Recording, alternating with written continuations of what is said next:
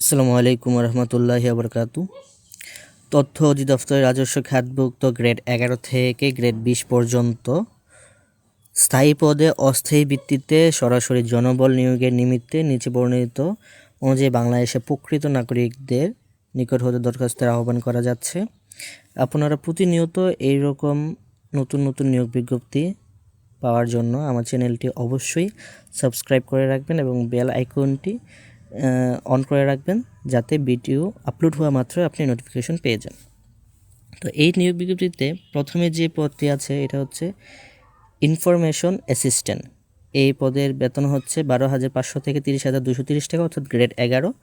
এই পদে 14 জনকে নিবে এবং এই পদে আবেদন করার জন্য কোনো স্বীকৃত বিশ্ববিদ্যালয় হতে দ্বিতীয় শ্রেণী বা সমমানের সিজিপিএ, স্নাতক বা সমমানের ডিগ্রি অথবা 4 বছর মেয়াদি অনুন্নত দ্বিতীয় শ্রেণী বা সমমানের জিপিএ সহ স্নাতক সম্মান ডিগ্রি থাকতে হবে এবং কম্পিউটারে MS ওয়ার্ড ও পাওয়ার পয়েন্ট সম্পর্কে অভিজ্ঞতা, পত্রপত্রিকায় নিয়মিত ফিচার বা নিবন্ধন লেখার অভিজ্ঞতা এবং ইংরেজি থেকে বাংলায় বা বাংলা থেকে ইংরেজিতে অনুবাদ করার অভিজ্ঞতা থাকতে হবে।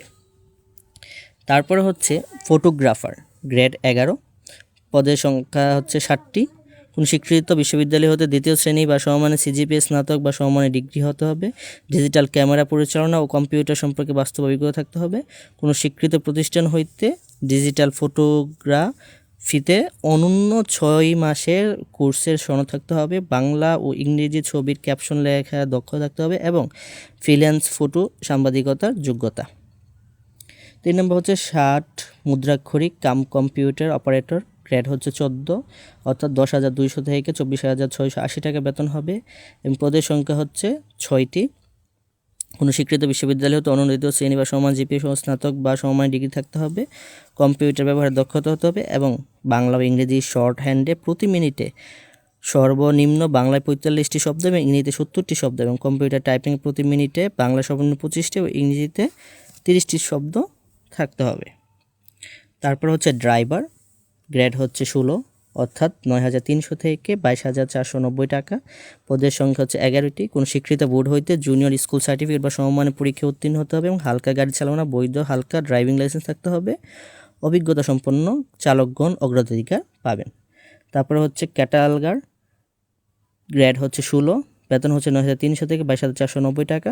পদের সংখ্যা 1টি। সংশ্লিষ্ট কাজে অভিজ্ঞতা কোনো স্বীকৃত বোর্ড হইতে অনন্য দ্বিতীয় শ্রেণী বা সমমানের সিপিএ ও উচ্চ মাধ্যমিক সার্টিফিকেট সমমান পরীক্ষায় উত্তীর্ণ হতে হবে।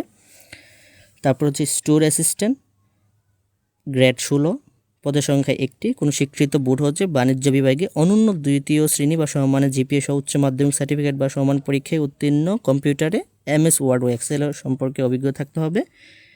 তারপর হচ্ছে অফিস সহকারী কাম কম্পিউটার মুদ্রাক্ষরিক, গ্রেড 16, পদের সংখ্যা 9টি।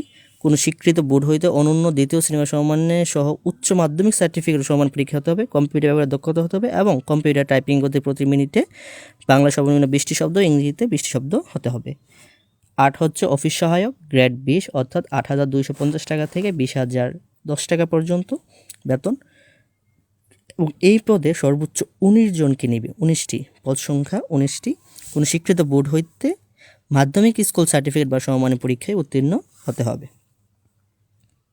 এই পদগুলোতে আপনারা কীভাবে আবেদন করবেন, আবেদন পদ্ধতি স্ক্রিনে আপনারা দেখতে পাচ্ছেন। ভিডিওটি পজ দিয়ে আপনারা আবেদন পদ্ধতি দেখে নেবেন। ভিডিওটি বড় হয়ে যাওয়ার কারণে আমি পড়ছি না, আপনারা ভিডিওটি পজ দিয়ে আবেদন পদ্ধতি দেখে নেবেন।